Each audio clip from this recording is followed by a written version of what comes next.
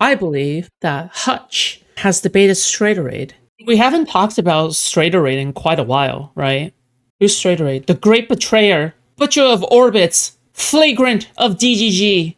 You don't know about Straighterade? It was a rainy night. The mistress Pixie has been violated by President Sunday.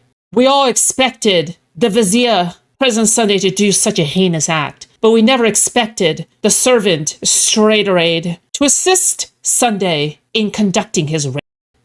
He is truly the great betrayer. Sorry, she is truly the great betrayer, okay? Butcher of orbits, all right? I think the thing that stood out to me is lately I've noticed you on this like big, like we have to be kind of like really, really stand true and committed to liberalism, liberal principles, and these are going to be the sorts of things that give us the tools to help resist Trump adequately, and we don't want to lose sight of those things just because we're like trying to, you know, oppose like encroaching fascism in this country.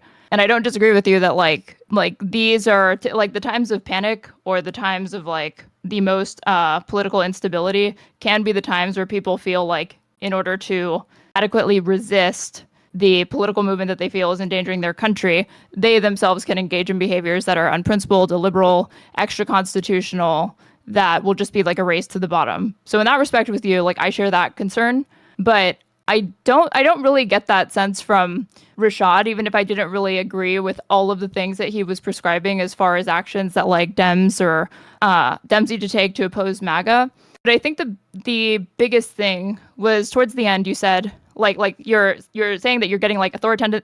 Oh yeah, I guess I haven't watched Lycan versus Hutch from the night before that. Authoritarian tendencies, almost like revolutionary vibes from this guy, and that you don't like that because it's important to uphold the liberal order. But then when you were asked about the Iran strikes, and you were like, well, that didn't work out so badly, like when it happened all those months ago. So like, I guess it's not that bad. And that just immediately was a massive contradiction to me, because the power to declare war resides with Congress, and Trump taking those actions, even if they had netted better outcomes than what they did, to me should be like a huge red flag to you. And they just didn't seem to be. Maybe you can reconcile this for me though. I guess I'm not understanding the contradiction, because like, I don't talk a lot about foreign policy stuff because I don't really know a lot about foreign policy stuff. I couldn't tell you what legal... Bro, lefties are more interested in foreign policy shit than their own fucking country, dude. Fuck me. Authorization Trump used to do the strike unilaterally. I'm not sure if there are a lot of people that took the view that what he did in Iran was unconstitutional. Maybe there are those kinds of people, but like I can be opposed to... I mean, I think like the recent strikes are a better example of this, because I oppose the recent strikes because this, I think, is just a significant escalation. There's a really significant kind of risk of war. And obviously, like I was like a young adult when Iraq happened. And so like all of that is very vivid in my mind. But as far as the strikes go on the facilities, I was very nervous the first day. But even then I thought... Spoiler for how the debate went. Straighterade to J Stoke. How do you think liberals win debates on this, lol? They're coasting off people being skeptical. Oh my lord. So stupid. Myself, okay, if I play this tape out and this doesn't really escalate into any kind of war, I think this is probably going to be like slightly popular for Donald Trump, but people aren't really going to think about it or talk about it too much. And that's pretty much what happened. Oh, then I guess I would encourage you to take a more firm stance against it, both the ones that happened last year and the ones that just occurred now, because the reason why you said that you're more opposed to the ones that happened recently is because you think it's contributing to a significant increase for the risk of war, which I'd argue like him doing that, like even the New York Times is referring to this like as a war of choice. Like it is already a war. Whether or not we're going to like feel the effects domestically is going to depend on how much they're going to lean into like mobilizing troops, if they're going to seek any sort of congressional authorization to divert funds, or however, like if they need more spending and they're not able to just use it through like executive action or whatever. But I would say that unambiguously, both actions in both instances were absolutely extra, like not constitutional. And it is the reason why Democrats are scrambled in both instances to vote on the war powers resolution, because they're trying to rein in the president. But like, there was no reason, especially after the pretext being last time that, oh, we need to completely destroy their nuclear facilities. Well, if you bragged and said that they've been completely obliterated, like what is the reason and justification for this? And to me, I think like I would encourage you to take a more principled stance against it, because I don't think you should solely evaluate whether or not you support it based off if it begets an outcome that's neutral to favorable. You should probably just always start from the position that like, no, it is way, way, way too much of an overreach of executive power and authority if we are going to just put up with the president taking unilateral actions that are amount to declarations of war, whether that be a Democratic president or a Republican president. So I am principally opposed to both the strikes. It was just, in the case of the first strike, it was just more of I think this, like certainly the second round of strikes, I think are the consequences of that are much more extreme. The situation is like much more incendiary. And the way that I've talked about the first instance where they got the nuclear facility, I've described it as kind of like, well, this is just like a optics. Do you have a theory on why Queeman started taking Hassan's side so hard when a year ago he was defending Zionism on Kick or Keep Law? Wait, you know the reason, right? Why are you asking me? You know the reason. Okay. It's because Steven is anti-Hassan. Okay. So it's the contrarian and cool thing to be pro-Hassan. All right. Because Hassan is the one that's dogpiled, right? It's W for the president. You know the reason. Slight majority of the country, I think. You know the reason. On their way to approving those strikes. And it just didn't feel like something that Americans really cared about. Like, I think this is different because American service members are dying and the violence seems to be spreading, and Iran seems to be forcing some kind of an issue here, forcing some kind of a maybe ceasefire. I'm not really sure what they're up to. But I mean, just to be clear, I do principally oppose like both of those strikes. Like I can be okay with I can be okay with an outcome, but still say that I don't think that it should have happened that way, or I don't think it should have happened. I'm trying to think if that even like. Yeah, here's an example. Like if Comey had been indicted, which is like politically motivated, like maybe you share this. I have 1,000,001 reasons that I fucking hate Comey, but I wouldn't like rah like, yeah, Comey's getting like held to account because the reason why in this instance is because like he's being politically targeted, and it's a weaponization of the DOJ for them to be going after him. So even if like I could see like, oh, well, at least there's like a silver lining to this, I don't just hesitate. Like I'm unwilling to grant that that's a positive because I see these two things as like inextricably linked. Like there is no way to praise the outcome without. Yeah, I just found it so odd when he talked to Loner Boss and got so whiny when it seemed like it was just about hating Ethan. Because ultimately, I don't think that, like, I just think that Queeman is just very shameless, okay? Like, he's unironically extremely shameless. And like, Queeman also does the autistic consistency hunting thing, when in actuality, like, people are complicated, okay? And he is right on some things, but a lot of other times he's just straight up being contrarian about things, and it's really not a big deal when it comes to the things that he goes after. And I think that once he finds like one thing to latch onto, then, you know, him and his audience will try to peer pressure that content creator into responding, and, you know, a bunch of shit will happen. It's so stupid. It's as stupid as it sounds, okay? Like, it's not, like, none of this is anything where I can tell you, oh my god, this is actually smart for once. This is actually intelligent for once, or whatever. No, it's all just really retarded, like, fucking my side, your side, tribalism. Yeah. He seemed more funny before he started getting super triggered. Well, he's a very spiteful fellow, all right? Out in some way tacitly being okay with the things that led to that outcome in the first place. And I think it is disastrous to do this also because if we're going to give Trump... My not so hot take is Chud agreed with Diorio about Ethan. That's why he chose not to cover Hassan Ethan. Well, he's also afraid of his audience, right? Like, Chud is legitimately afraid of his audience. This is something that, you know, I do believe to be true, right? Or the GOP or anybody, any semblance of credit for like taking out the Ayatollah. I feel like that makes Democrats look weak. Because then to me, all you're revealing is that that's the type of military action you want to engage in and you want to do, but you don't do it for some reason. And then you're going to applaud when somebody else like breaks the law and like gets the outcome that you want, that you held yourself back from doing. Like, no, I think it needs to be made abundantly clear that this is not something that people should normalize. Like, it is actually, I mean, the poll that you gave me is not good to hear that like a simple majority of even like a simple majority of Americans are like okay with the Iranian strikes. But this is where I think that you should be like hammering in on kind of like your first principles, because there's a lot of things you could poll the American public on that they would support that are unconstitutional, like wrong. Sorry. I'm gonna focus back onto this debate. Okay. Unprincipled would maybe have some short-term benefits, but would be long-term destabilizing domestically or internationally. And it's why like I obviously put stock in American public opinion as far as like trying to, you know, craft messaging or see where the appetite is for certain policies and whatnot. But as far as like the American public determining like what is and is not constitutional, I think that people have just gotten way too used to thinking that like, oh, this is business as usual. Straighterade blabs so much. Yeah, she's like preaching. She's preaching, but she's not actually spitting, right? Like, she thinks that she's spitting, but she's not spitting, all right? Sadly. Because like Congress hasn't officially declared war since like World War II, literally like decades and decades ago. But if we want to get back to these norms, like you do with like the DOJ not being weaponized, I think we need to like look beyond if it's viable in the short term, or if you can get like a simple majority of Americans to get on board with it, and kind of get back to like emphasizing and underscoring that like we do not want all of the power to be concentrated in the executive, and like reminding people that that is not like what Trump is doing is not really like just business as usual, or just sort of like a little bit more ambitious than like even what George Bush was doing. It's like insane amounts of authoritarian grabs. And I also don't think it's a coincidence that he does this after the Supreme Court tells him, no, you can't do the tariffs, dude. That is also a power that resides with Congress. Like, you can't just do it. I felt like it was a show of force that was like to say, fuck you, like watch me take this unilateral action. And there's not really going to be, there's like not going to be any dissent from my party. And there's only going to be, like, there's not going to be total dissent from even the minority party.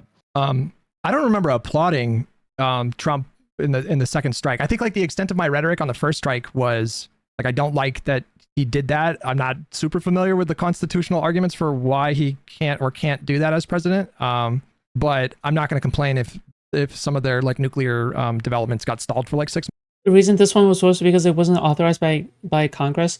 Well, to be fair, right, the Venezuela strike, kidnapping was also not authorized by Congress. Okay, so both of them are not authorized by Congress, right? To be fair, Months, because I do think that I would rather live in a world where Iran doesn't have. I mean, hey, it's rough, but you know, I think it's true. A nuclear weapon, but I don't think I ever both of came out these were and not said, authorized. like I like the way that happened, or I think that should be a norm. And then as far as the second strike goes, I definitely did not applaud that strike. I said that. No, at the time the Rashad thing, that hadn't happened yet.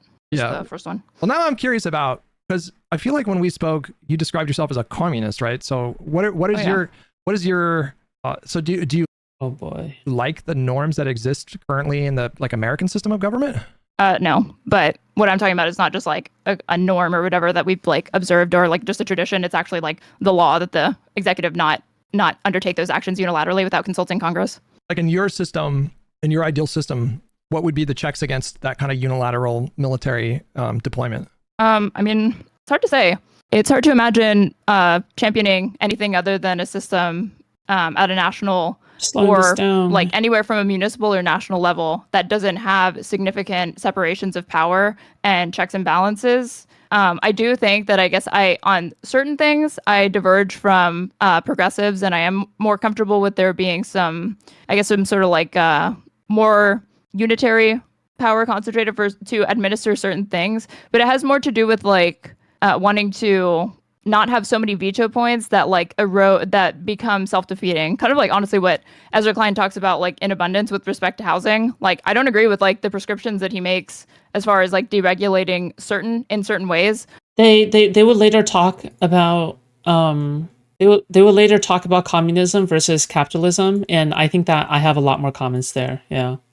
Because Jesus Christ, I almost had a stroke listening to that. But the criticisms that he makes about the reason why we've gotten to the housing crisis, as far as criticizing the procedures, I totally agree with. That there does come a point where are these vetoes, all these different veto points that we have actually like expanding or maximizing like freedom, or are they just like pointless red tape that's actually impeding people's ability to get things done in our government and like creating just administrative nightmares that are very, very expensive and actually harm people both short and long term because they're not able to get access to the things that they need.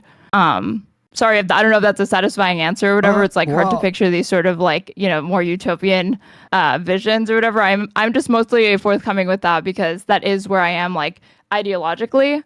But given the fact that like, it sounds like what you were saying was that she just yaps so much. Oh my God. You talk a lot, but you say very little. So in your ideal system, would there be a singular leader, and then would that leader have a lot more authority than the current president does? Would there be a lot less like checks on their authority?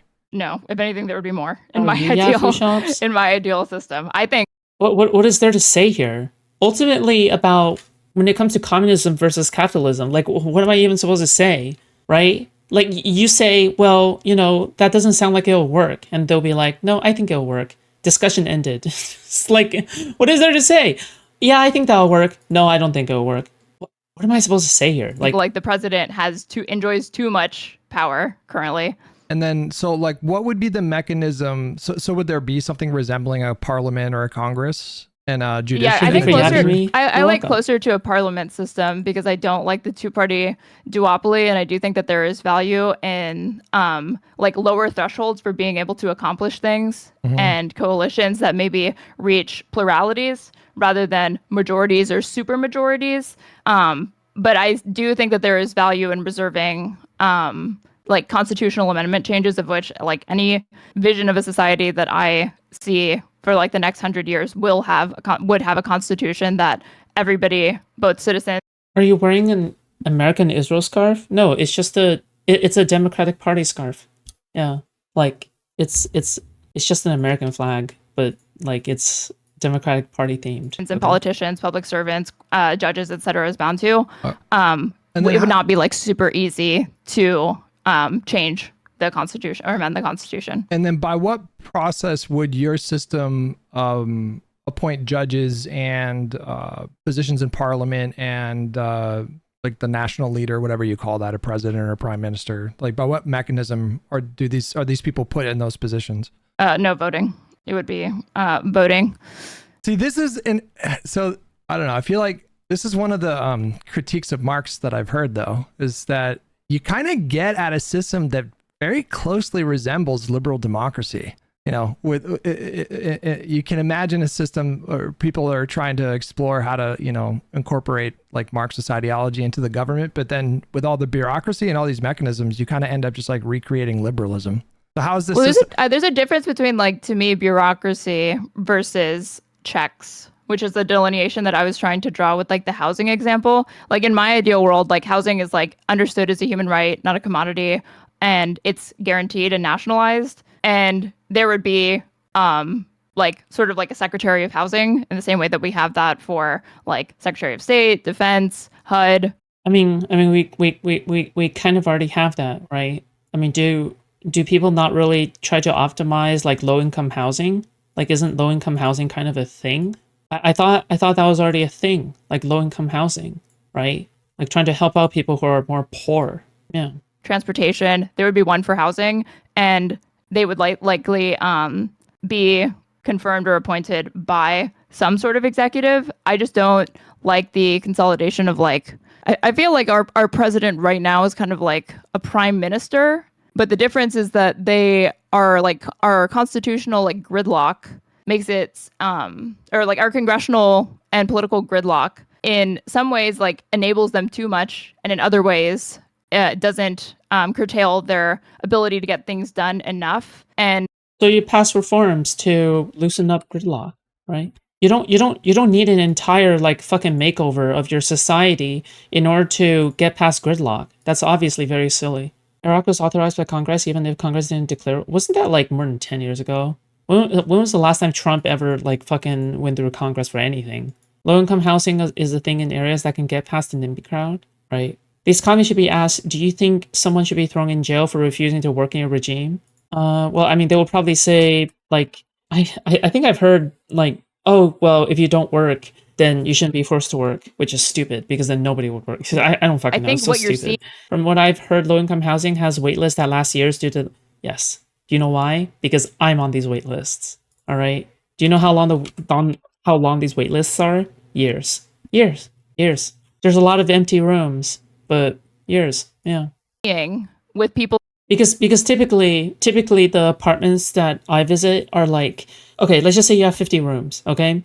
Only 5 of these rooms are designated for low-income housing. So even if that same apartment has 25 empty rooms, these 10 rooms or 5 rooms are designated for low-income housing, and you have a bunch of people lining up for that one, okay?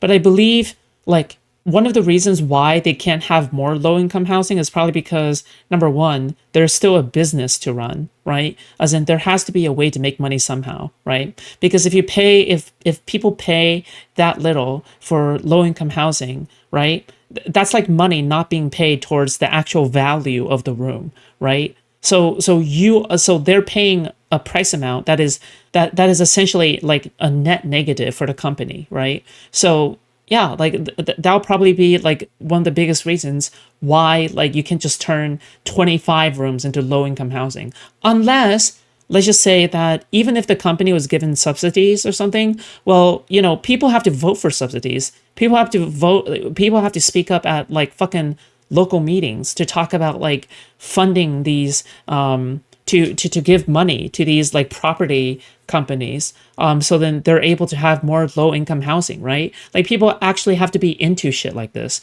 And you know, good luck trying to convince like fucking liberal suburban people to be YIMBY, okay? Because these people are defensive as fuck about their houses, all right? So again, this is like also a policy issue, right? So so this stupid shit where it's like, oh well, just give a bunch of people free housing, just give a bunch of people low income housing. It's really not that simple. You're going to ruin the economy. But yeah, from the business perspective, 100% agree. But this is where the government could step in and maybe incentivize. Well, that you need willpower. You need people willpower for that. You need to defeat the NIMBYs, okay? And the NIMBYs are strong as shit, all right? Especially in California, right? California has a lot of like fucking housing issues. A lot of houses around here are ancient. When was the last time there's ever like a fucking new house being built in fucking California, right? Everything is already sectioned out. But like these like big magnificent houses for rich ass people are like taking up so much fucking space. It's insane. But yeah, I don't know. But there needs to be enough willpower. There really needs to be enough willpower to like get these things done. Otherwise, like it's not gonna happen. And I guarantee you, all right, if there is more denser housing, then more immigrants can move in, lower income people can move in, and you're going to stimulate the economy a lot more. The economy will be doing a lot better. Prices will get lowered. Jobs will get filled, and it's going to be a beautiful place. All right. However, all of that will not happen if the NIMBYs aren't defeated. Okay. The NIMBYs have to be defeated. Okay. Housing issues have to be at the top of policy priority for some of these places. All right. It has to be the top. Okay.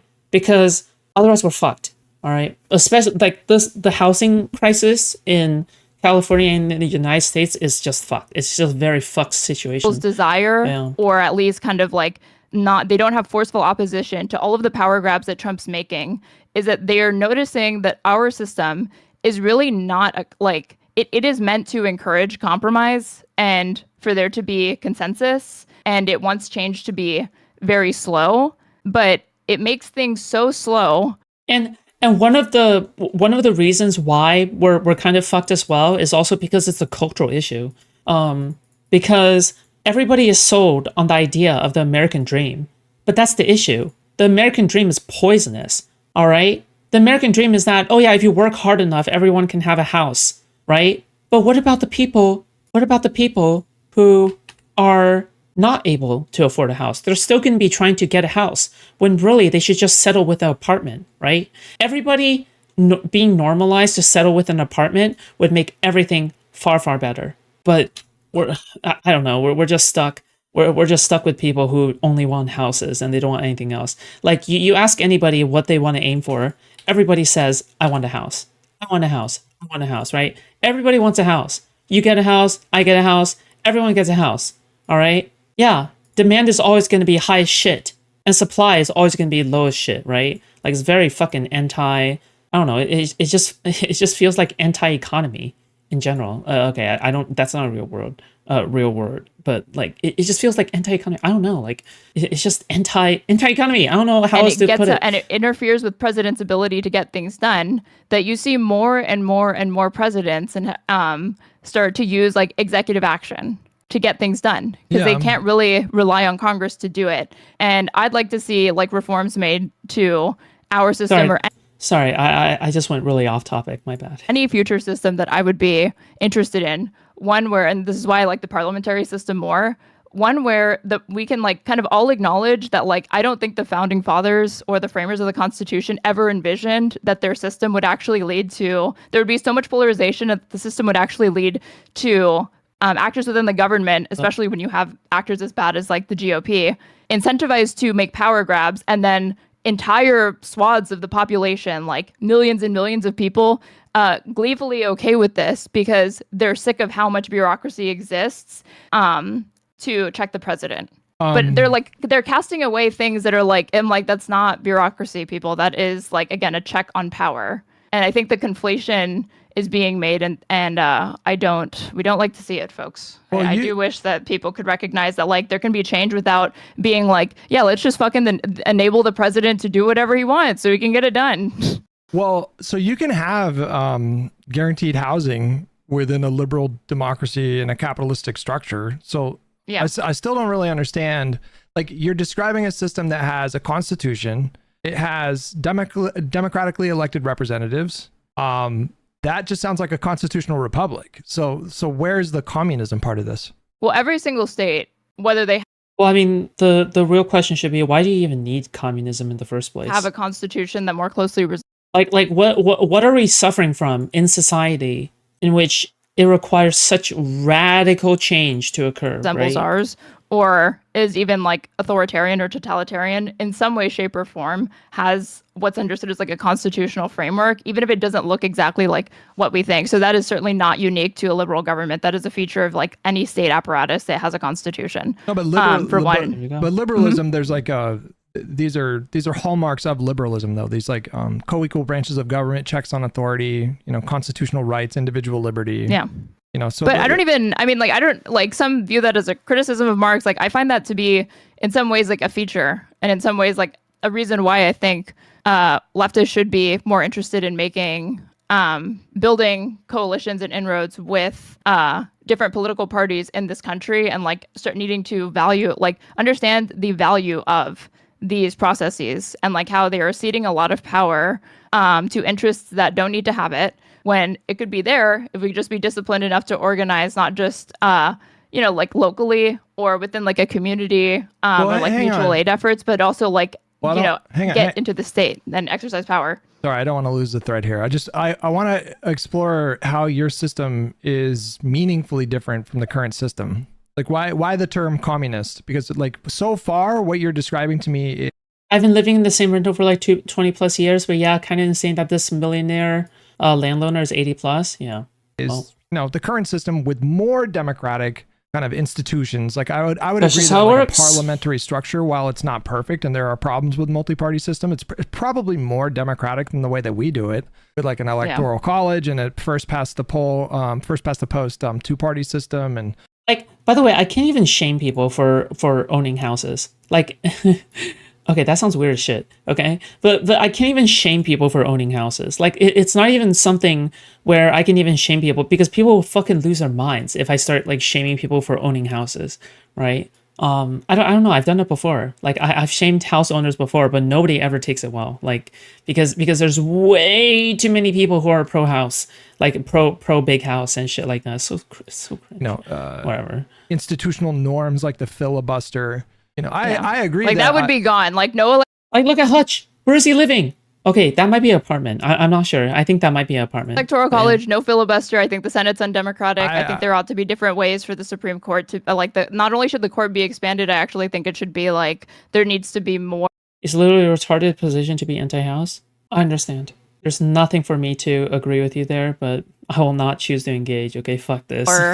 Or like input from voters as to like which Supreme Court judges make it onto the Supreme Court, given how much power they have over people's lives. There would be ranked choice voting instead of just like these sorts of things. But like, I mean, if you want to say that these are like negatives, or like, how can you call yourself a communist or whatever? Like, I don't view these to be negatives. Like, I like negative things. Well, what do you, like maybe this criticism is what you've heard. It's like, I've heard some people say like Marxists or leftists are kind of like the true liberals, in the sense that the way that they understand power relations in the world and the prescriptions that they have for society will be the thing that helps enable fulfillment of like Enlightenment principles better than liberal democracy will be able to. Okay, I understand all that, but I'm still struggling with like what. When you describe your prescription here, it sounds like just like social democracy. I don't understand why. Do you have the end goal of like the abolition of private property? Oh, so that is where you're going. But I guess like why? I guess like what is the function? Like what is the problem that we need solving? Right? Like, what exactly is the issue here? My God, like ultimately at the end of the day, you want that to be a part of your. your system By as saying well? I'm a communist, yes, that's I don't think that's like secret's out. Like she doesn't think private property should be legal. It's like, no, I'm making that very clear by calling myself a communist. Like I'm going to depart from liberals in very, very substantive ways at some point. I just think that as far as what's politically viable now, given the constraints that exist and the fact that I wouldn't support authoritarian measures to bring about I don't think the ends would justify the means. So that's why I don't cast like democracy to the side. So why I'm not a revolutionary or an accelerationist or any.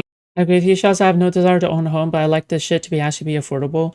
It's something that is like kind of hard to argue or hard to convince people of, because people always think more of personal gain than, benefiting the rest of the economy or society or something, right? Like you're like, oh, I want myself to own a house and I want to be able to benefit from owning a house, right? But then everybody else marginally, extremely atomically suffers a little bit more because of you, right? Like everybody else in society suffers a little bit more because of you, right? Because of you wanting to own a house and you owning a house, right?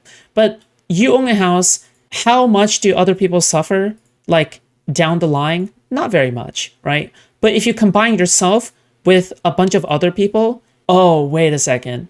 Then the suffering starts to become significant, right? Like if you, the house owner, all right, combine your population with a bunch of other house owners, okay, then that's going to have a much more significant impact on the US economy, right? So in the end, it's kind of tough to talk about the housing crisis because it's kind of like talking about global warming. I don't know. It's just Give that. I don't think what that, can I say? Okay, yeah, I nothing think for me to consent say of the here. governed is an important thing to pay attention to, and I would not be interested in like imposing my political will upon other people without them being on board or like understanding it. And there's like a lot of work to be done. But like if my ultimate end goal is a stateless, classless, moneyless society where private property is abolished, I don't think that There's plenty of room in the world. Just build more houses. Everyone gets space.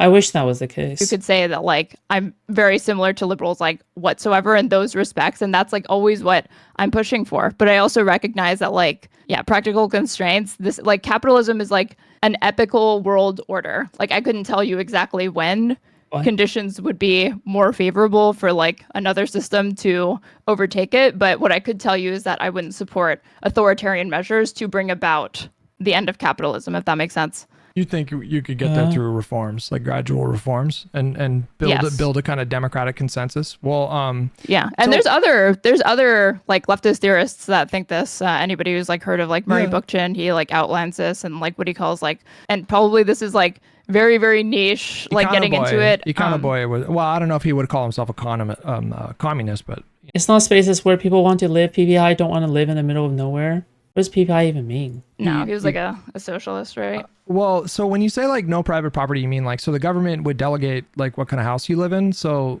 is that what we're talking about? Well, no. Nationalization of an industry is different than the abolition of private property. So what does that mean? Like, so if I say, if you're a family of 5 and you just decide one day you don't really like the climate in the area that you live, how would you like move? I mean, would you have just free movement to like, I want to go to Idaho and you just go to the government and the government gives you a house, or how does that work? Yeah, largely the same system. It's not a question of changing those mechanisms. It's just a question of who is going to own it.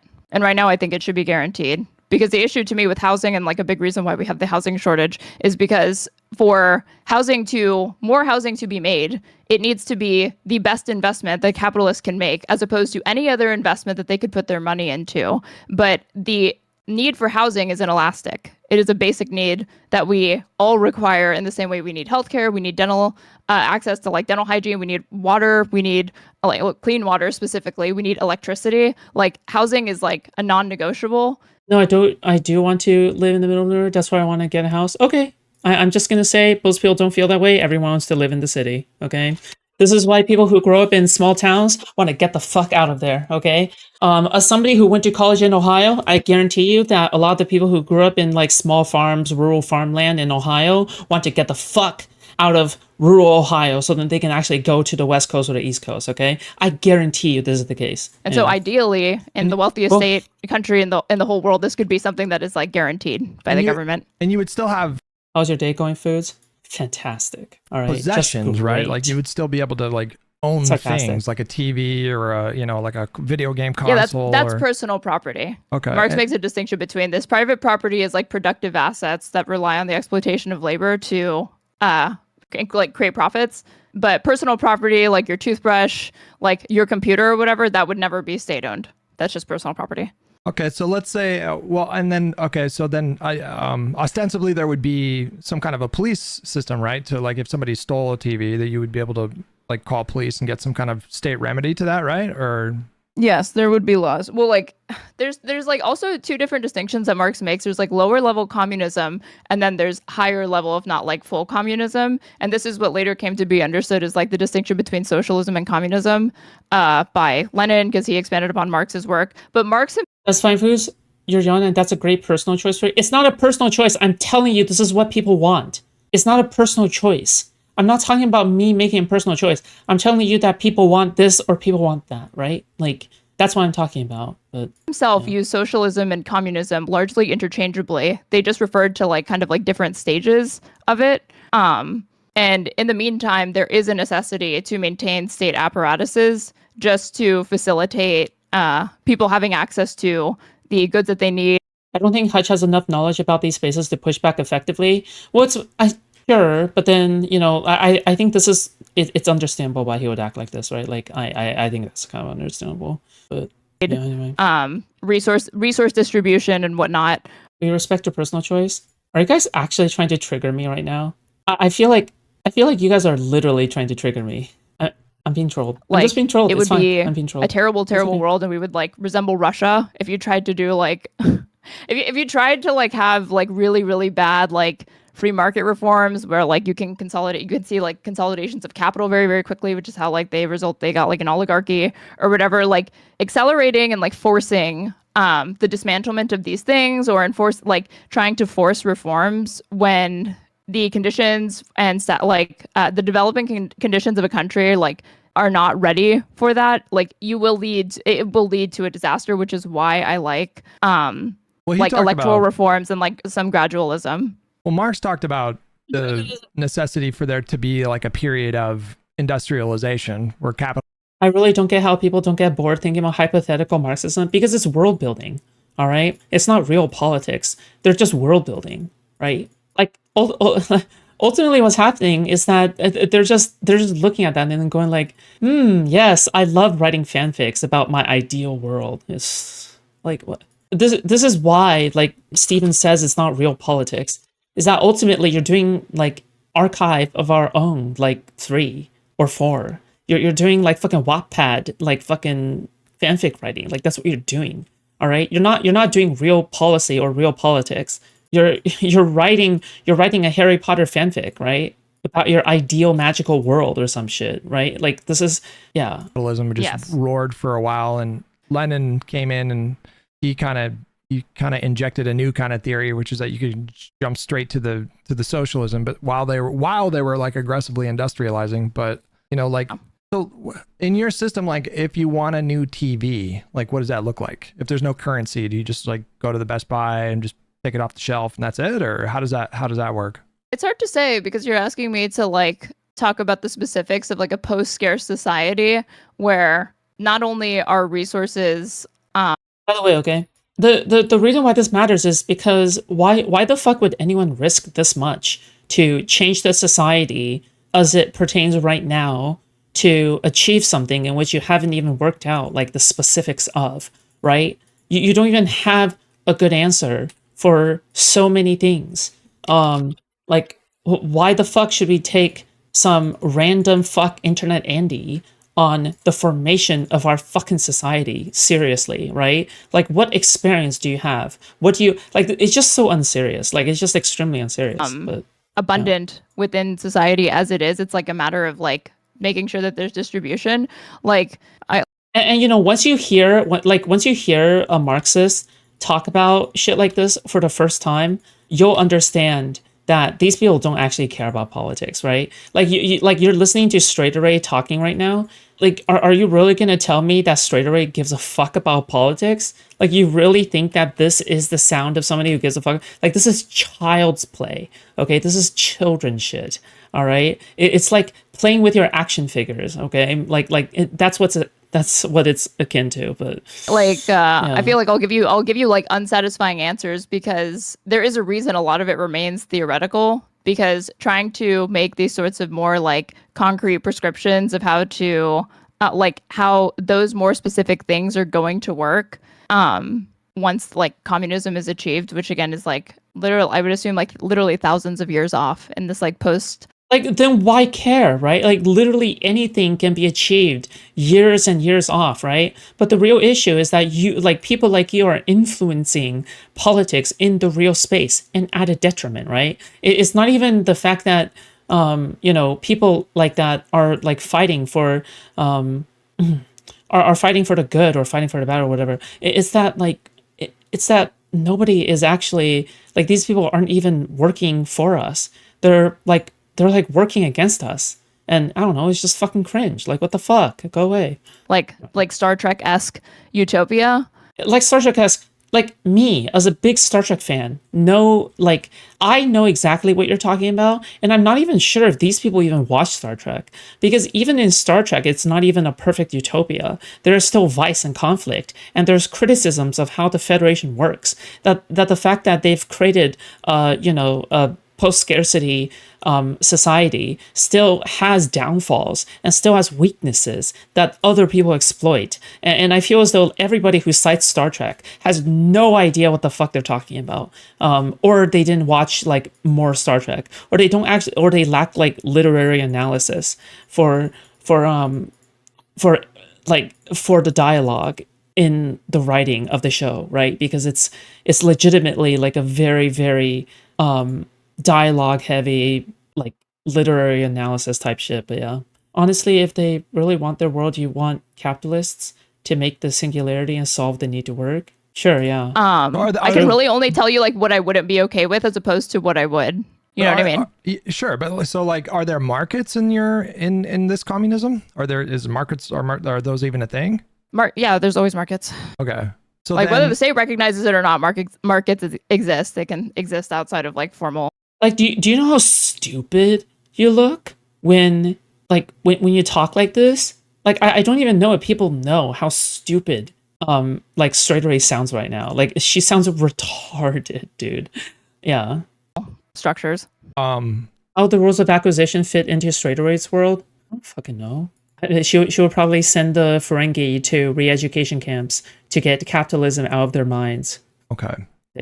So I mean, it just so are you talking about a totally centrally planned economy, or are you talking about like a combination of like market socialism and state capitalism? Like what does that look like? Yeah, if it's not all centrally. Oh yeah, Quark's bar will be seized, okay, by the state. It's market so. In her ideal society, okay, the Federation seizes Quark's bar, okay, socialism, and forces every single Ferengi into the Federation for training, okay, to the academy. Would be ideal for where Starfleet Academy. You slowly begin to decommodify workplaces, and people have more of a say over the area of their life where they spend. I mean, most people spend like from the age of like even slightly before 18 all the way up until they're like in their 50s, 60s working, and even though we like emphasize and underscore the importance of democracy outside of the workplace, Marx draws attention to the fact that it is important to not disregard the fact that like when you for like 8 hours a day functionally, just so you can live, you are under the boot of your boss that makes largely like unilateral decisions over what you will do for like a good portion of your life. And expanding democracy to the workplace is like some of the like best, easiest, and most tangible ways in the short term you could start to bring about like abolishing wage slavery entirely, abolishing private property, and expanding democracy. What does that mean to abolish wage slavery? What does that mean? How do I put this into words? So like we technically have a choice to work, right? Like yeah, in this, like you don't get like a criminal penalty if you don't get a job, correct? Sure, yeah. Right, but what happens if you don't get a job? you probably end Right up now, in homeless, this or if you're lucky, maybe you have a family member that you can mooch off of, and yeah. Correct. But like that, and like that family member is probably a wage slave. That family member probably works so you can do that, and then you're just like, yeah, siphoning off like money from somebody else. Right now, the option is do the thing, and the thing being work for like 8 hours a day or whatever it is, or live a subsistence existence at best if you can find a way to like, coast off of some like government programs, or basically abject poverty and homelessness. Well, what happens? So it's not really like a meaningful choice, right? You have to work. Well, I mean, I assume people would have to work in your system too, right? Yes, they would, but this would not be coerced through poverty or do the thing. It would be a better thing. It would be a better system. Like how do you continue?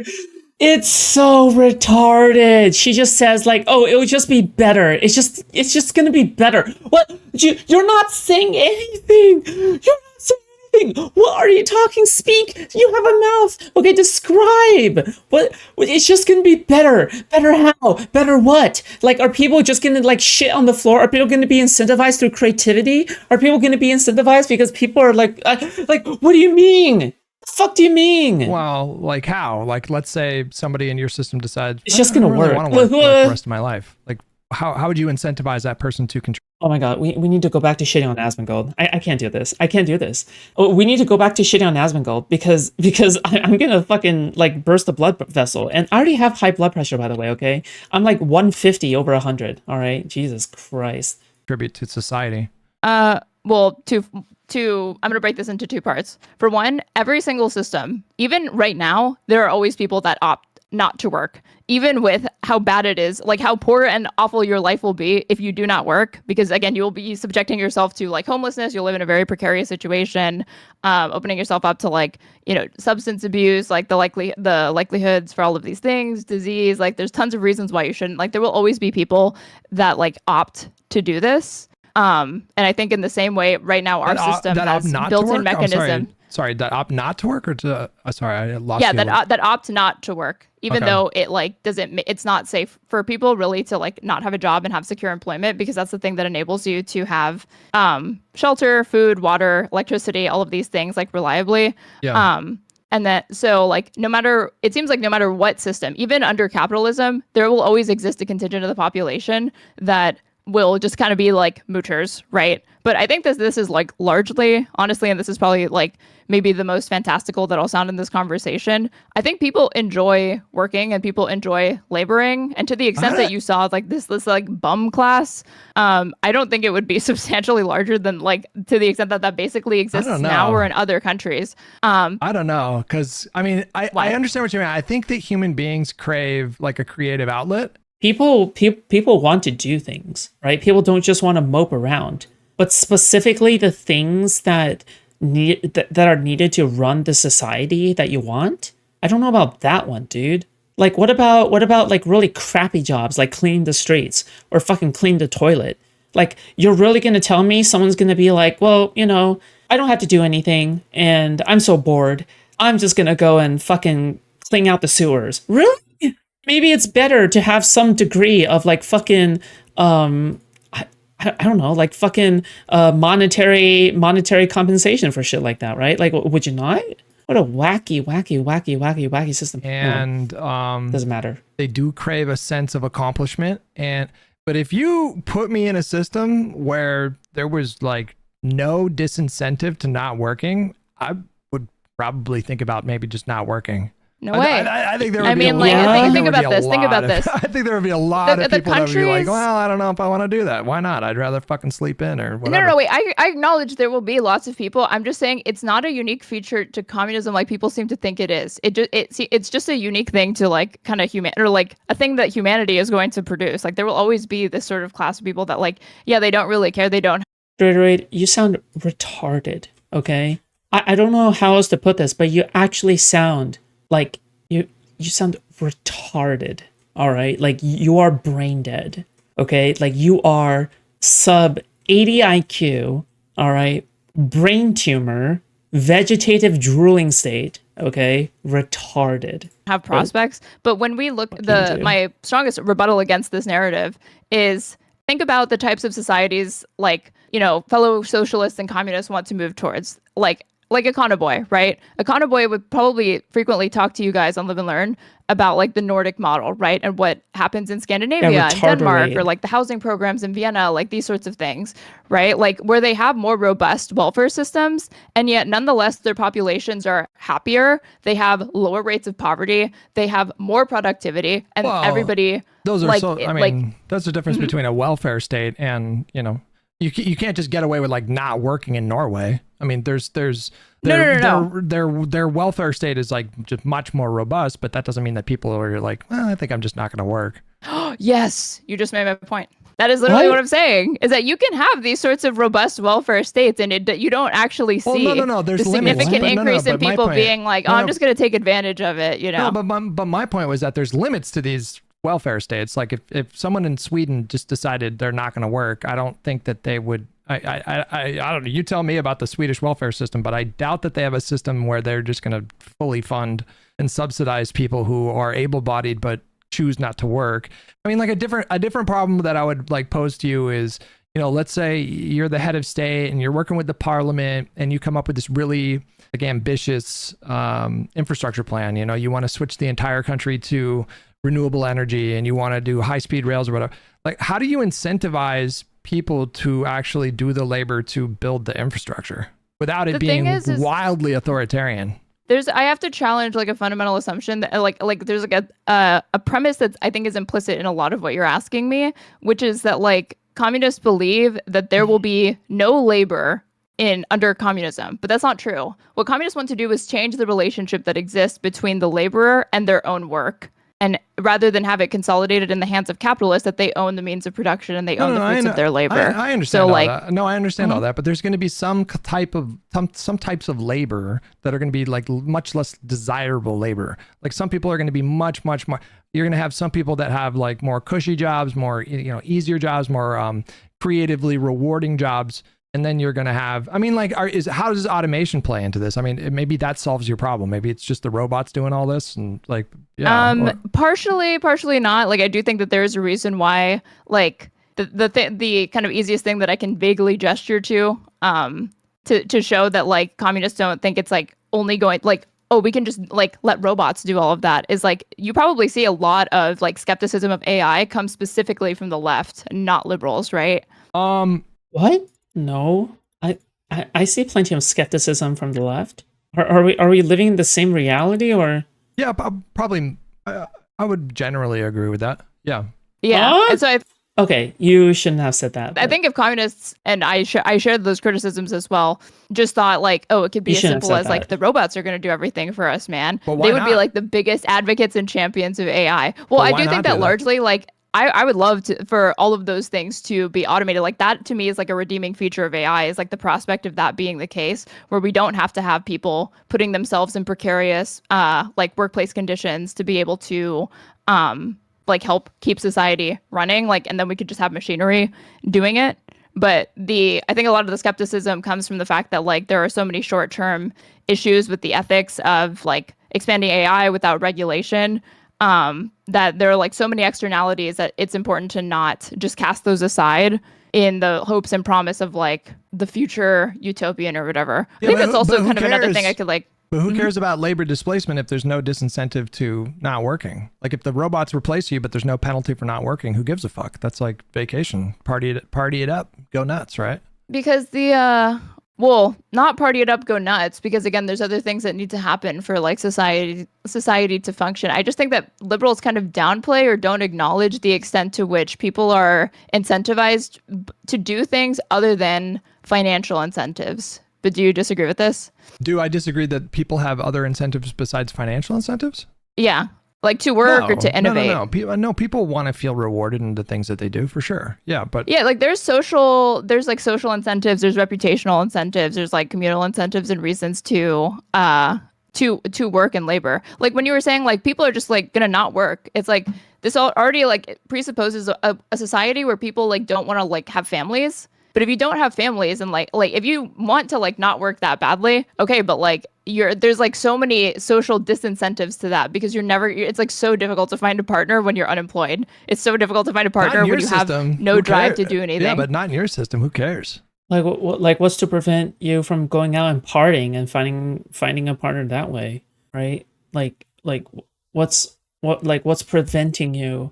What's preventing you from like going out and partying and finding someone that way? What? There's no Who cares, because again, people like both men and women, like if they want to, if they're so prioritized over like not working that it like gets in the way of them having like a family. I just don't see this. Like the entire point. No, but you don't have to work to find a lover. You don't have to work to find a lover. What? Like what? Like why the fuck would I want to work in order to find a lover? What? Point of economic freedom is like to enable people to do these things. How do you how bouncing to a different kind of thing? Like how do you solve the problem of like supply? You know, so if is there currency? So there's no currency in your system, or is there? No currency ideally. No. All right, so let's say you decide I want a fucking 80-inch TV in every single room, and you know like, and then a bunch of other people have the same thought. Yeah, wasn't it like didn't they say like, oh, you have to put in like a request to the state or some shit? And then there's just a permanent TV shortage. Would you ration these kinds of things? It's hard for me to contend with this because you're getting into distribution of things that would be considered like luxury goods, even if they're not like luxuries or whatever. Well, you're gonna have luxury items in your system, right? There will be luxury items, yes. All right. And under gay automated communism, it is going to be luxury communism. I don't want people to get the impression that communism is like a poverty culture, that I'm here to be like, you don't need a Nintendo Switch, you don't need like to be able to game, or I'm not here for any of that. Like again, the entire point of me like being in favor of this is because I think it enables people to like actually spend time to like creative endeavors, and I don't want to see those things go away. Well, but like I'll argue to you that like we don't have like, we actually don't have an abundance issue. We have like a distribution issue, because we actually have abundance of a lot of things that people need. There are right now there are actually areas where there are empty houses waiting for people to occupy them, but because people are priced out and they can't afford it, they can't afford the cost of living. Well, the reason why people are unhoused sometimes is because they are because they're not sane. It's because they're untreated schizophrenia and shit like that, right? It's not just as simple as giving someone a house. Some people don't have the ability to maintain a house or hold down a house, right? They're unoccupied, and simultaneously there's people that are homeless in our country. So right now the issue is not that like we don't have, or like food. Like, have you ever heard these stats where like an entire like massive stadium's worth of fresh food that could be filled from the bottom all the way to the top of the stadium is thrown away every single day? Oh no, there's in this country alone. There's a lot of food waste, yeah, for sure. Yeah, right, and that's all happening under communism, under capitalism, where we're supposed to have more efficiency, not only with respect to maximizing profit margins, but also with distribution. And yet you still see these market failures. You still see you still see things just like going to waste and being thrown away, even though they're perfectly good. And so what we need to do is like have a system that enables us not only to produce that much, but like ask ourselves, like, do we need? But you don't need communism to do that, right? You don't need communism to do that, right? Like you don't need communism to do that, right? Like, let's just be real here. You don't need communism to do that, right? Do we need to produce that much? And if we do, how do we make sure that it's distributed perfectly? And this is where Marx came up with the mantra of like, from each. You wouldn't. It's been tried and it failed. All right. I'm talking about the state trying to determine where resources go, right? They tried it and it failed. They tried to determine on a top-down like fucking structure, okay?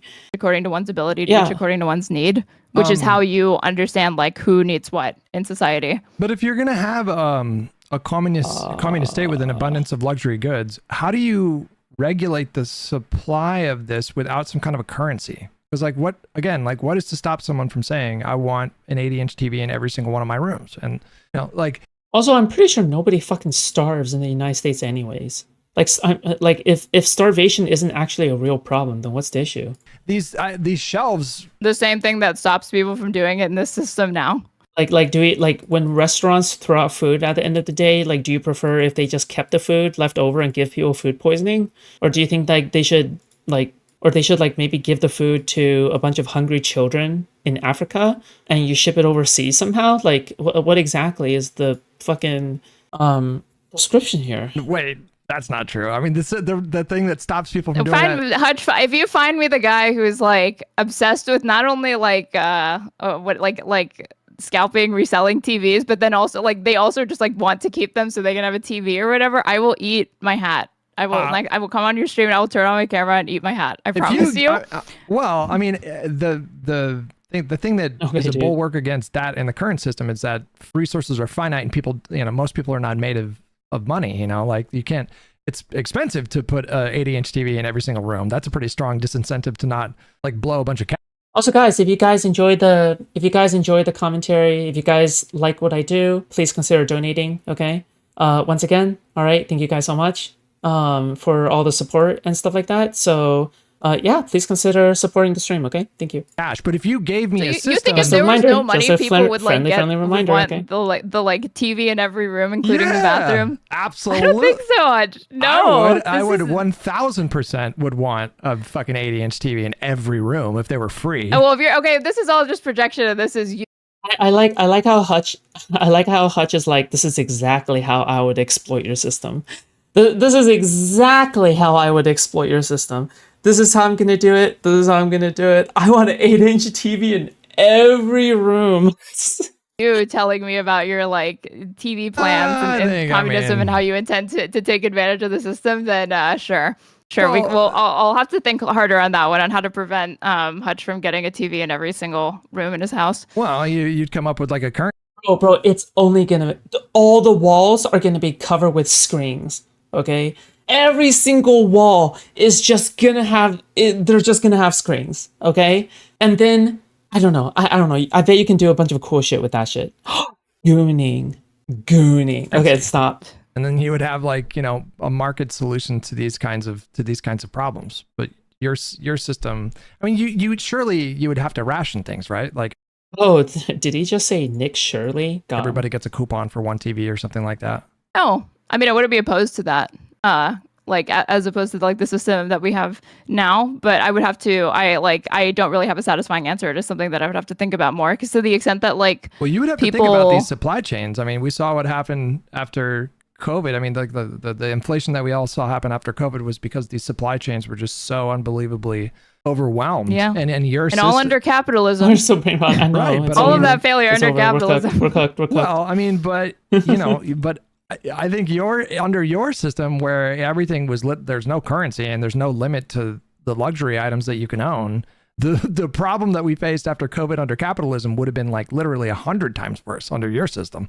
I don't know how. I mean, you would have to have like 3/4 of the planet would have to be like manufacturing infrastructure to accommodate the system that you're advocating for. I have a hard time. I mean, like. America is you would agree that America is like a culture of like hyper consumerism, right? Oh yeah. And a lot of that is fueled by, cultural pressure and FOMO and just, a lot of technology that's happening these days just being really cool. And there's people plunging that. Look, okay, communism is an idea that rich suburban girls think of when they go to Black Friday and they see a lot of things already being sold out, or they ran over somebody and killed somebody by stamping on them because they're trying to get into somewhere. All right. And then they're like, man, I didn't get the clothes and the TV that I wanted. Okay. And they're like, wouldn't communism be great? Wouldn't communism be great? Then nothing will run out on fucking Black Friday sales. Plunging themselves into debt over these consumer goods. Yeah. There's people that. Sorry, I'm being sexist as shit, okay? That are financing pizzas. They are using Klarna and Affirm or whatever to like pay in for like DoorDash and shit. There's people doing that like now. Well, no one ever made the claim. Certainly I never made the claim that like. Oh no! I'm about to make the claim. I'm about to make the claim that I think capitalism and a lot of advertising, which like goes, is underregulated to me. Like advertising is something that I do think should be more tightly regulated.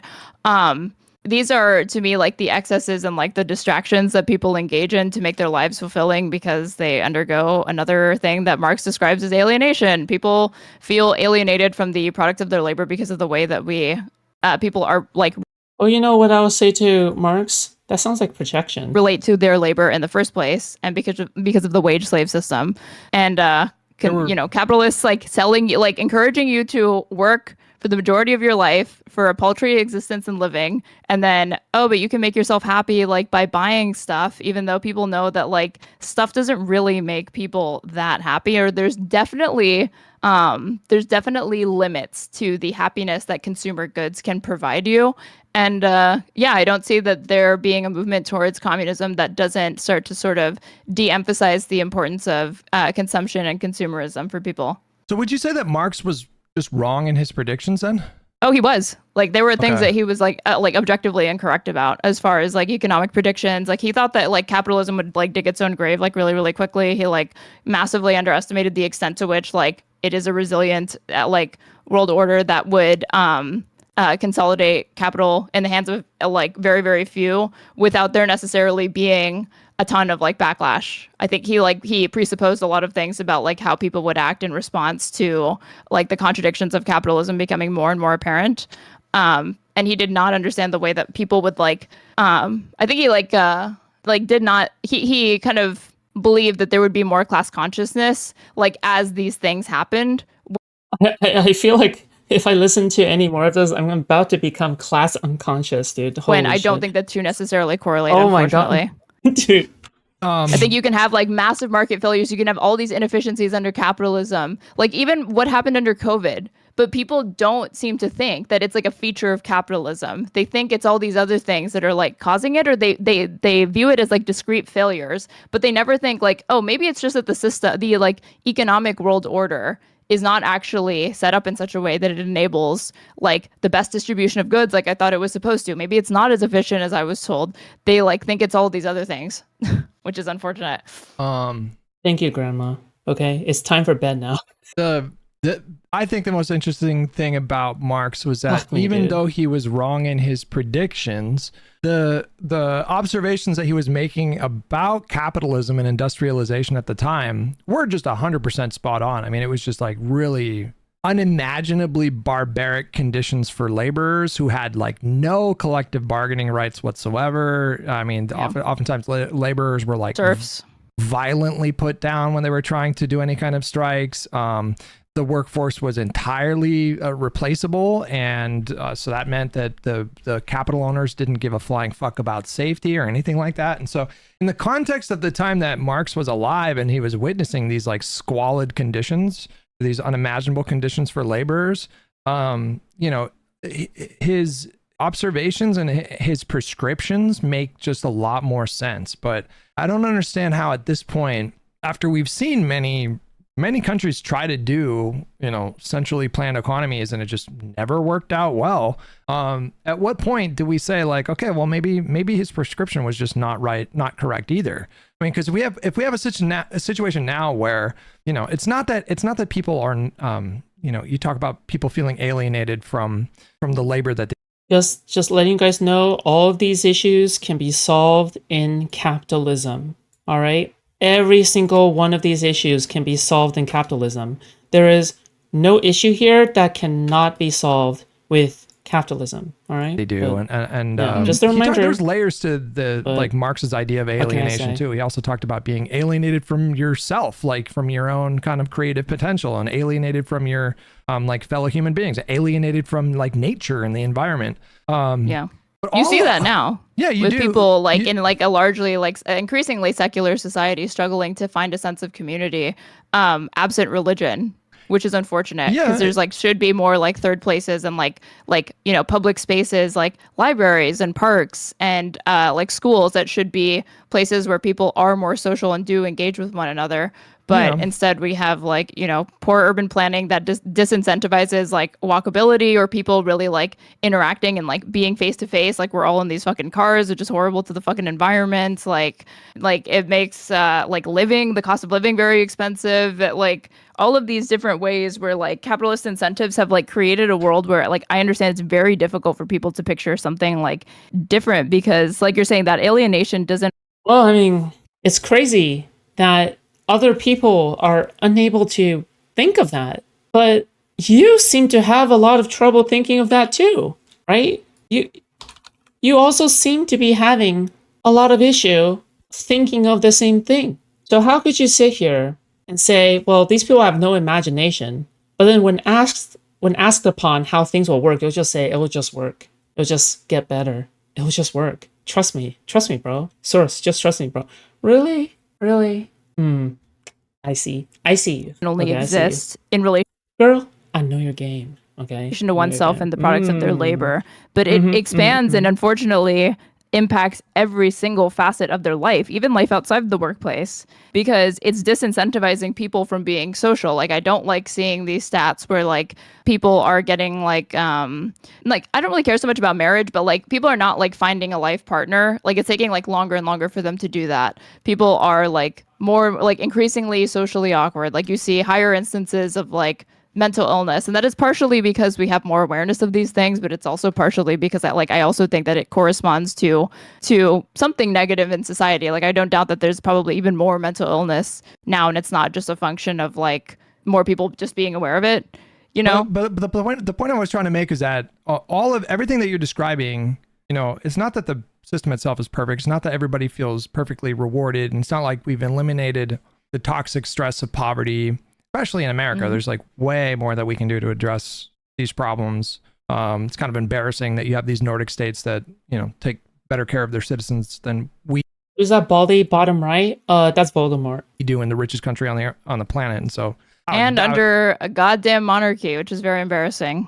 Because a lot of them are still like part of commonwealths and stuff. But the point I was making was that the conditions now for people that do labor like are on balance like 1,000 times better than the conditions that Marx was witnessing at the time. Yes. And so I guess in some ways, because so much of what we enjoy and consume is literally because of the fact that those standards persist in other developing countries and we just exploit their countries. Yeah, but the conditions even in those countries has significantly improved.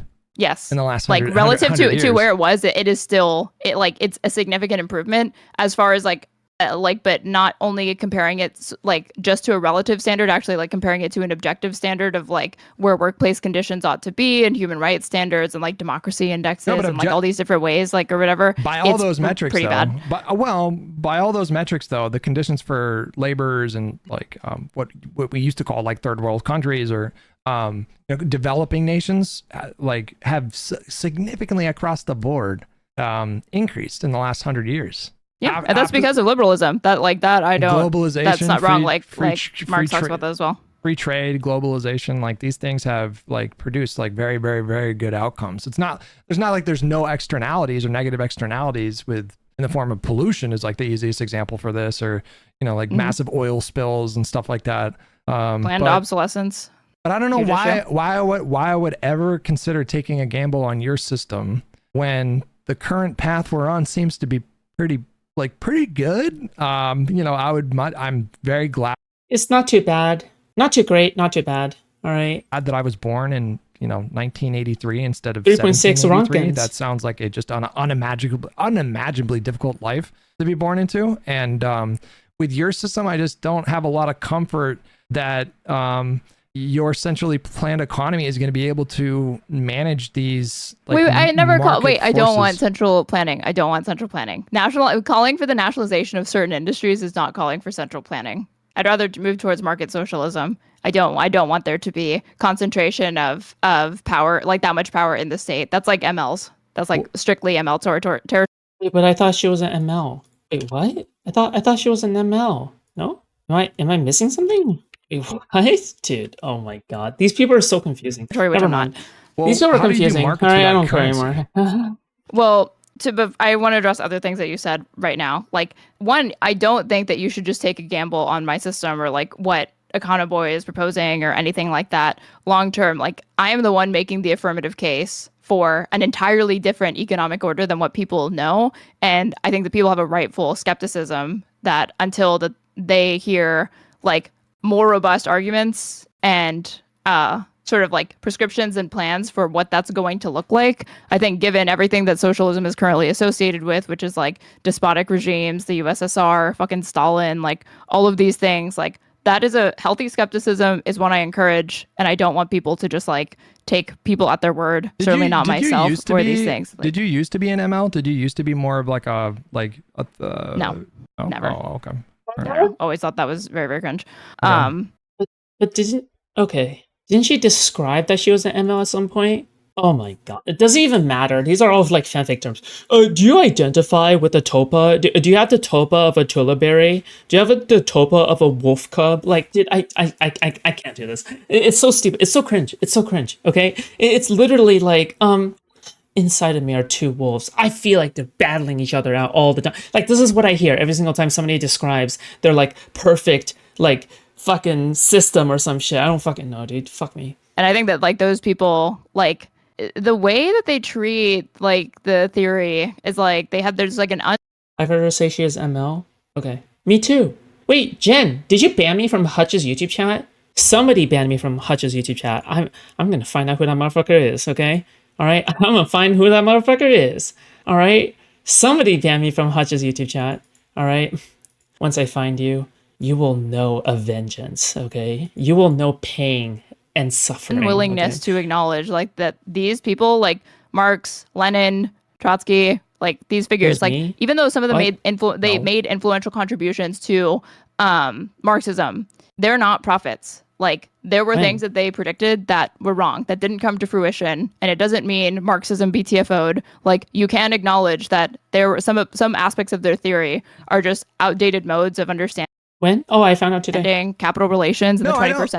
I saw Hutch turn it down for debate. I wasn't. See, the ironic part was that I didn't even want to debate him. I didn't even want to debate him. Okay.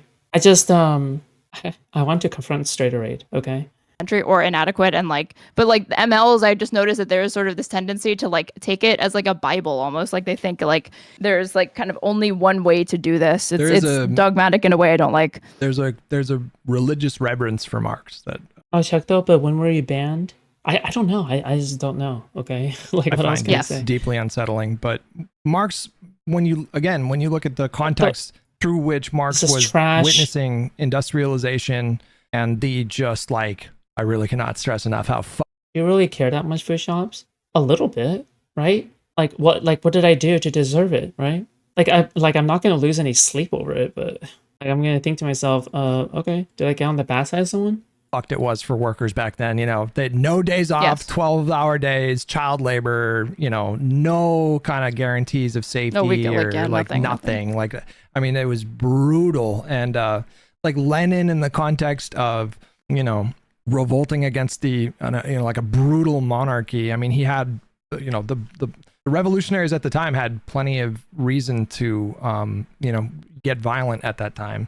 But I still don't understand, like, Oh wait, there's a third part really quick, and then I'll let you move on. It was like everything that you're going to be like, oh, this like we can't have socialism or market socialism or communism because what about this? What about that? Everything that you're going to point to, I can promise you, it exists under capitalism. People just don't understand it as like a criticism of capitalism. Like people are like, oh, like bread lines. It's like, dude, look at what happened to our SNAP benefits for a little bit there. It's clear that even under capitalism, even under constitutional democracies and republics, with like in developed countries, wealthy countries, you can still have people like dealing with all of these sorts of things en masse, and like an inability, like a lack both of political will and desire to address these things in the short term. Like they are not treated like the crises that they really, really are. No, but it's kind of just like an unfortunate like fact of life that people see, or like they don't understand it to be like an externality of capitalism. They see it to be like, oh, it's just the Republicans doing this, or it's like just a political party, when it's like it's more complex than that.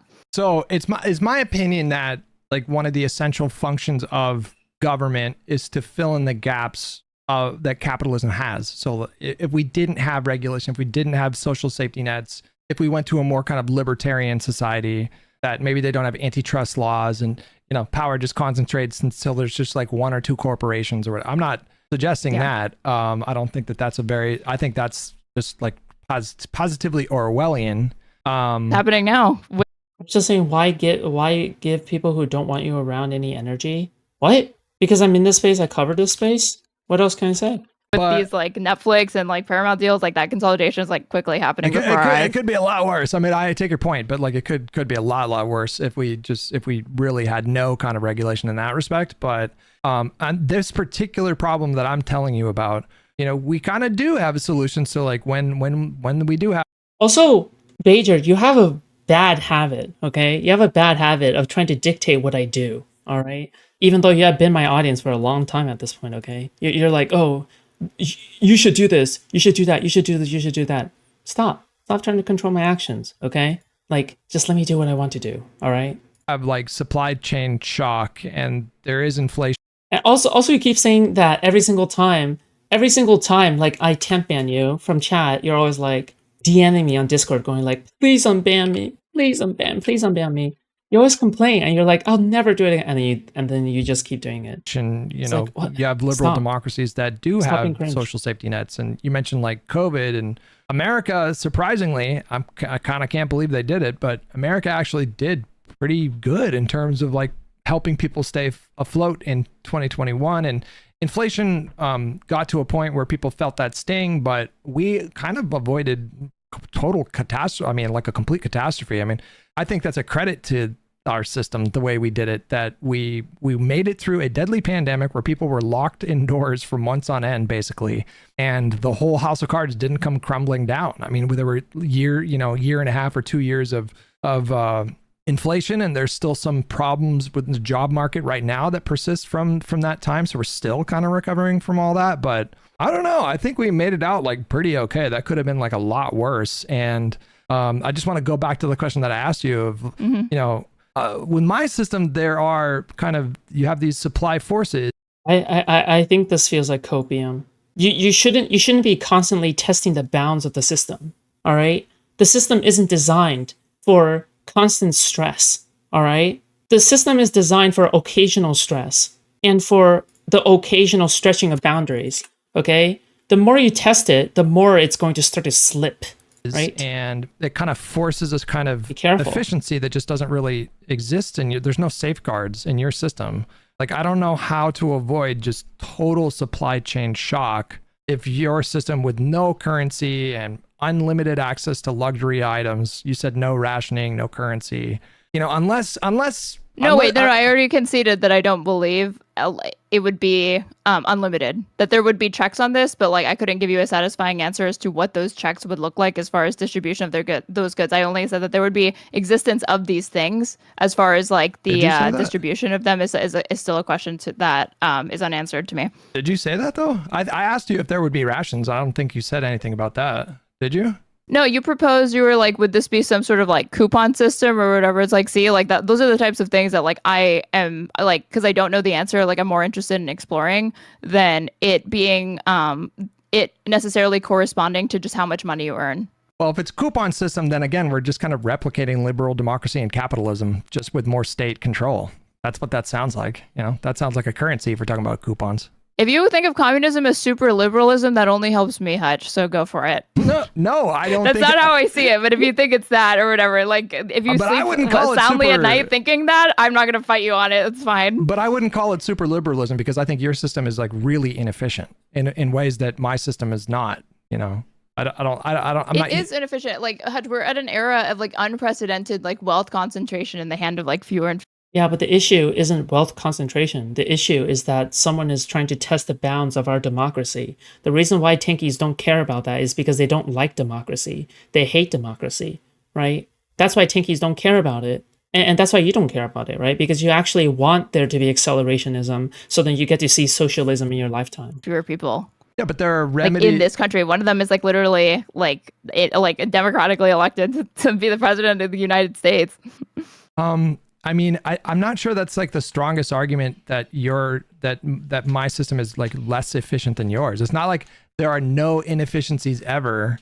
How do we reverse this? How do we reverse this concentration of wealth in the hands of like the 1%? Literally, well, like half, like the underclass of people, like. They literally like this concept, this like a few hundred people have the wealth of like millions and millions of people. How do we reverse this under your system? I would tax these people more, you know, I would, and I would leave it to like, I would hire an economic advisor because that's not my field of specialty, but certainly I would be very much open to taxing taxing the wealthy more and closing a lot of these loopholes that they use to avoid paying taxes. Like the idea that a wealthy person can take out a loan and the interest rate that they pay on that loan is less than the taxes they would pay if they were to like liquidate some of their assets. That seems like a crazy loophole. So, but yeah, I would say generally just... And that's where we depart, because taxation is important, yes, but it's the fact that it accumulates, and capitalism has these like boom and bust cycles every several years. That is a feature of capitalism. It's not a bug. It is designed and set up in such a way that it enables that sort of wealth concentration, like continually, frequently, and regulating around it past a certain point. It's like, when do you ask yourself, like, is it that we're not taxing enough? Is it, and that like we constantly have to engage in this sort of redistribution? Or is it that it is because like private property is legal, and it is legal to exploit people? And I mean, in the Marxist sense of the fact. So you just implement more reforms. Right? Fuck, I sound like fucking Hutch right now. I feel like I sound like Hutch. But like by talking like this. But like, wouldn't you just be doing more reforms? Like, all of these things are possible under our current stable system. Why the fuck would you try to crash everything, destroy a bunch of people, kill a bunch of people, just so then we can hypothetically get around to people who needs to pay taxes? What a stupid idea. Well, your state, a capitalist is like siphoning off your labor to do this. Well, your state would, I think, necessarily have to exploit people as well. I mean, like, otherwise I don't know how That's right. Well, again, I don't know how you incentivize if the state needs. Because if nobody works, how the fuck do you... Yeah, exactly. Like, how the fuck do you get anything done? How the fuck do you get anything done if nobody works? Right? It's like really hard labor done, like labor that is very intensive, very repetitive, not very rewarding.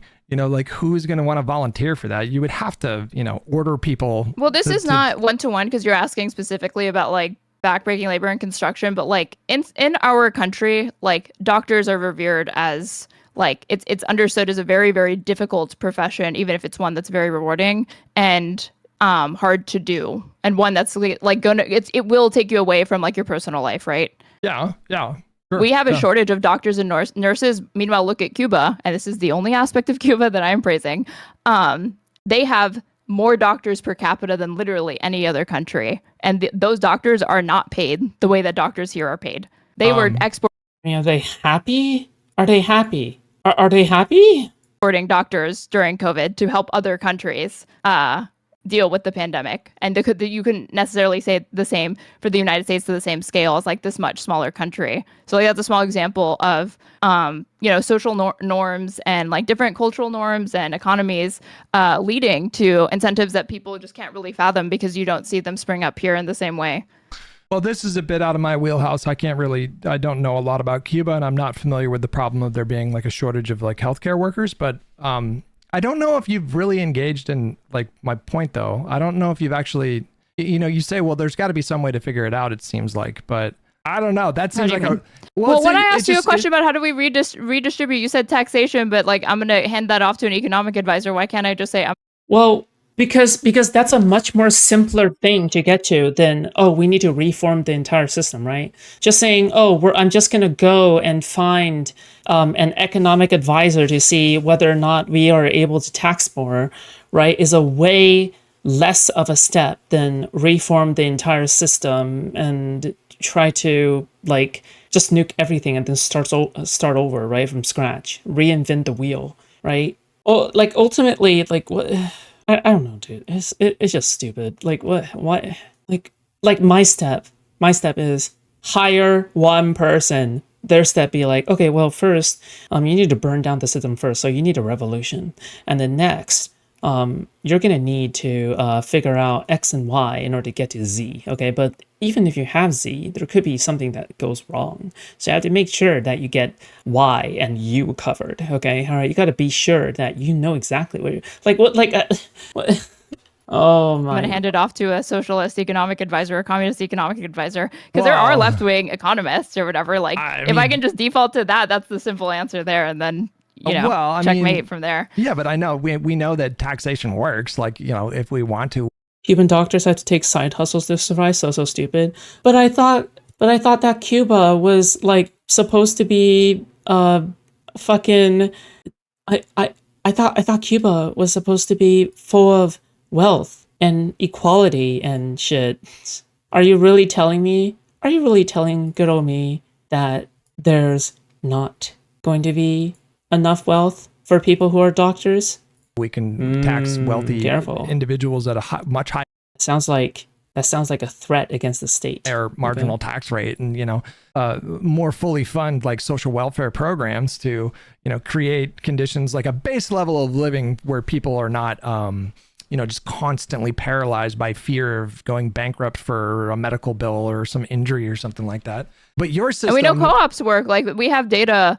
It's limited on co-ops working and those sorts of things. But I'm not talking about co-ops. I'm talking about like total supply chain shock in your system. And like also there's this other problem again where it's like, how do you incentivize labor that is not rewarding at all? Like how are we just looking for volunteers? Do you think people are just going to be really eager to volunteer for this thing?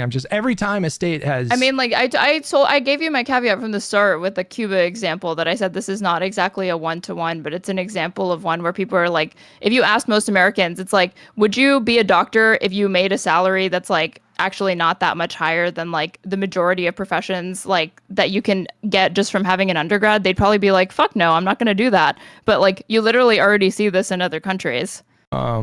I want my neurosurgeon to drive cab on the weekends. Perfect. Okay, so when it's time to operate on your surgery, their hand will slip and your brain will split open. Okay. So like it's clear that there exists like people, I call it the liberal mind prison. Like they really only think that like only economic incentives could get people to like do things. And I understand that being like how people like. I'm not surprised that that's people's like kind of most like based, rooted, deep, fundamental assumptions.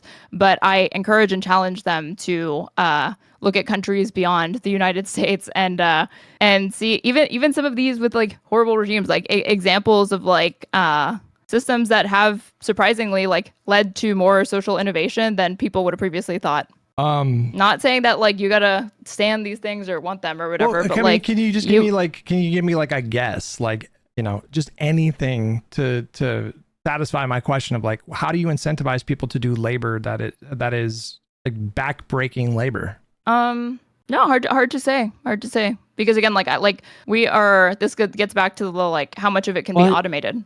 Like there is a primary assumption in my mind that a significant amount of that labor would be. So it's clear you haven't thought anything through, right? So it's very clear that you're completely unserious, right? And you clearly haven't thought anything through, right? Automated, but if it's not, you've left me with a question that I do think that I don't have a satisfying answer for you, that I need to, maybe look into more theory or see what like leftist economists are proposing as far as this goes. Because I do think it's an unanswered question that I can't seem to give you like a satisfying answer to, but I want to. So I have homework. I think at that point that creates like a entirely new dilemma that is probably more existential, really, because if you devise a system where people have I'm not really sure what you said in terms of like how to cap like the amount of luxury goods that people have. You said either a coupon system or a rationing system. I'm not really sure, but like let's say you can AI gets just insanely good and we can replace literally 95% of jobs. Well, then you have like a different problem where it's like in that kind of situation, in a post-scarcity situation, you will like plunder the Earth's resources at an exponentially higher rate. And then at that point, it's like, well, how many years do we have left on Earth? Yeah, but this ties back into what I was saying, where I do believe that movement towards a society sounds like Horizon Zero Dawn. Like this, I really can't envision it without there being a not concerted, but like there being a really large de-emphasis on consumer. The amount of arrogance it takes to assume you can even remotely account for everything that would happen after trying to implement. Well, that's what happens when you grow up pampered, right? Like that's what happens when you grow up pampered like a child and you never have to go through any hardships of life. So instead of people meaningfully challenging you and pushing back on concepts, instead you just take everything for granted and you don't put any kind of effort into thinking about your world beliefs. You haven't went through any hurdles to get through things. You never had to deal with poverty. So naturally you develop the arrogance. Consumerism and people finding joy and happiness in things outside of that. And there being actually more joy found in like some of the it's like incredibly cliche to say this, but in things that are totally free, enjoy, like people spending time with one another and people being outside and engaged in recreational activities that like just don't really demand that much like investment to do. I think we're so atomized, and we're like, people are just so like almost antisocial, or the extent to which like they're social, it is like via social media apps. It's like not in person or with other people, that like it's becoming increasingly hard for people to think of ways that like human beings are entertained or find fulfillment outside of like depending on these things. But there's been, for as long as the humans have been alive, we've had phones and these sorts of things for like far less than we have had other modes of entertainment, and people were not like literally dying of boredom or anything like that. Yeah. People read more, people had better critical thinking skills. There were like, to the extent that like literacy was not as pervasive, it was not solely a function of like poverty or people lacking access to education. It was because, it was more of a function of people lacking access to education than it was people not like wanting to have higher rates of literacy or like not reading, Yeah.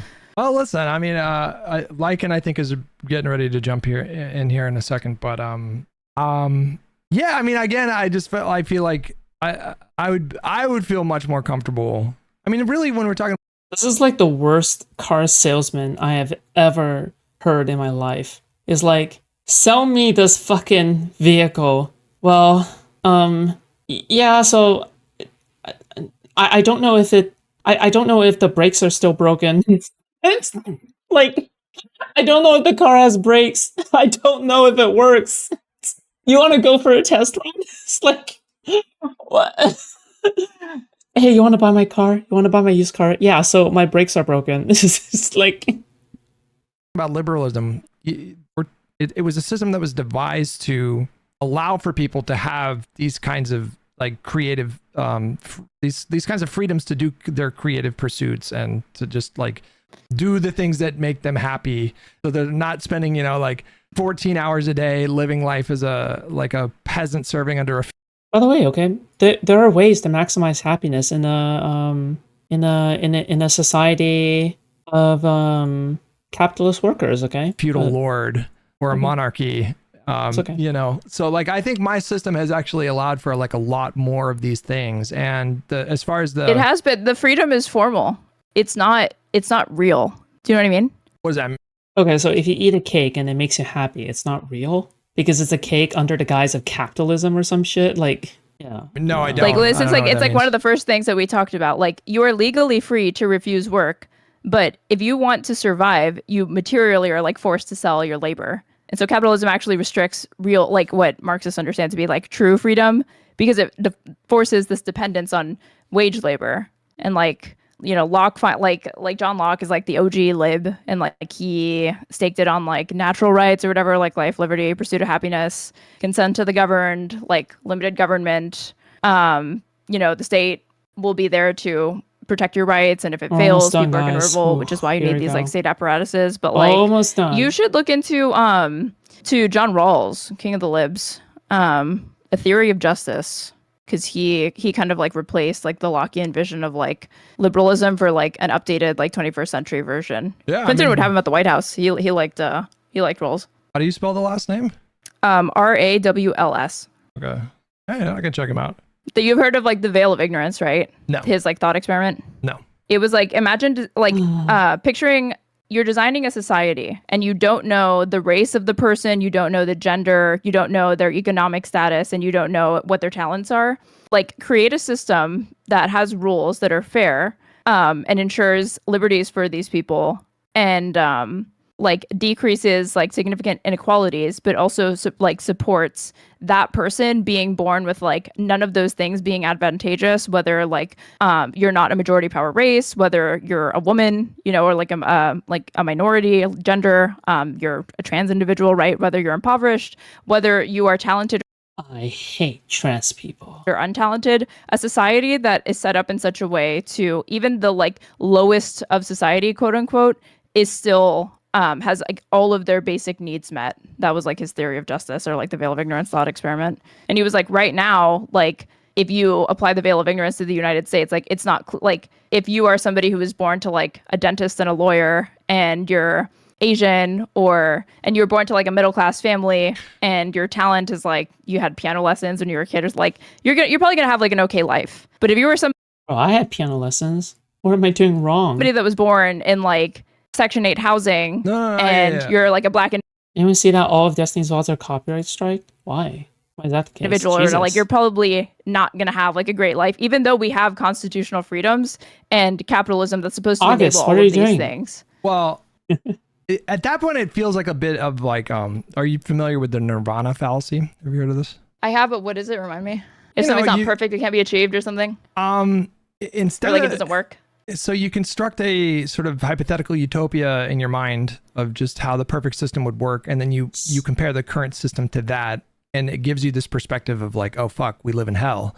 But, you know, I would argue if we compare the system that we have right now to the system that we had 100 years ago, 200 years ago, 300 years ago, you would undeniably Didn't you just delete VODs? Really? have to reach the conclusion that despite all the problems that you point out, we are trending in a positive direction. And it's not just like a straight line. There's like peaks and valleys, you know. But it's a general trend upward. Yeah, it's a general trend towards like more freedom, more prosperity. And so I'm comfortable with that trend. And your system sounds a bit risky to me. I don't know why I would risk getting off the train now and try your system, which is like, in the way that you describe it, totally untested. And there are some problems in my mind with respect to They said the same thing about ushering in capitalism. Really, they did. Like all of the same things that you're bringing up and said, like, why not? They're like, why not keep feudalism? Like, well, capitalism, they thought that the system, like the wage slave system, they were so skeptical of it because feudal lords were like, see, when you rent somebody's labor, you actually don't have an incentive to maintain it or like anything when everything is like rented like this, because I have a slave. I'm incentivized to keep this slave alive because if I don't have slaves, I can't enable economic productivity, as opposed to you, that you have these wage slaves that come and go and you're just renting their labor.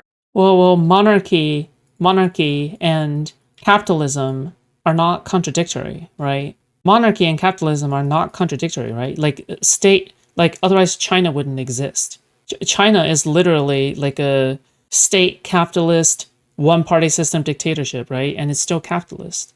And they don't care about you or your profits or anything like that. It's a very unstable system. This is why we need serfs and this is why we need slaves to do all the work for us, because it's like we're incentivized in this way and we can see to everybody else's needs. But I think and the unwashed masses can just rely on us. Like that was like that was the argument that they made against capitalism, basically. Well, we don't have serfs and slaves anymore, and people's like conditions, or material conditions and working conditions are considerably better. And so I would say that, you know, whatever concerns people had about move past this system at some point, and those things will not go away. And if I ever thought that they were going away or they were going to go away, I would drop this.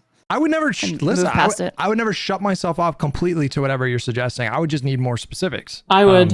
That's all I ask. Yeah. I think that's a totally reasonable position. And again, if you think that it's just super liberalism, then again, just sleep well at night thinking that it's just super liberalism and don't be scared. No, I think it's like a much worse liberalism. I think it's like a worse capitalism, your system. It's not super. I think it's just like 1,000 times worse. That's crazy. We'll see. I mean, you could be right. I'm not dogmatically attached to this. I hear about empirics and evidence, and if these things are, bad, if the Nordic countries take a fucking turn for the worse, and like we have evidence that like more evidence comes out that like nationalizing industries, providing robust welfare states in the meantime, transitioning to like co-ops and market socialism, like lead to worse economic outcomes, less productivity, make people unhappy.